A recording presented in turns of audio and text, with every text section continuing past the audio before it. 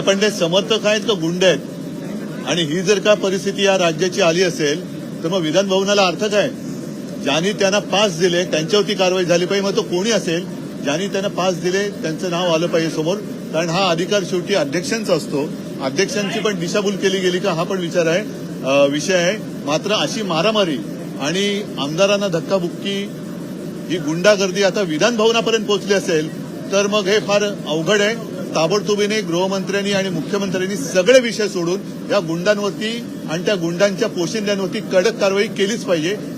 तरच तुम्ही या राज्याचे पालक मुख्यमंत्री म्हणून जनतेला तोंड दाखवायच्या पात्रतेचे आहात असंच मी म्हणेन. हे अयोग्य नुसतं नाही. पण विधान भवनाच्या आवारामध्ये जर का या गोष्टी व्हायला लागल्या आणि असे जर का गुंड आणून मारामारी व्हायला लागल्या तर मग मैदानामध्ये या. हे सगळ्यात पवित्र असं मंदिर आहे आणि त्याच्यामध्ये मग त्यांना पास कोणी दिले इथपासून त्यांची जबाबदारी आणि त्यांच्या पोशिंद्यांवरती कारवाई झाली पाहिजे.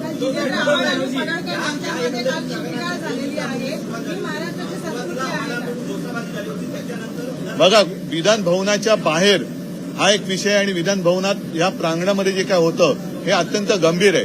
जर लोकप्रतिनिधींना अशा पद्धतीने मारहाण होत असेल किंवा धक्काबुक्की होत असेल आणि विशेष म्हणजे गुंड आत आणण्यापर्यंत पाळी जात असेल तर मग शेवटी विधान भवनाचं महत्व राहिलं काय?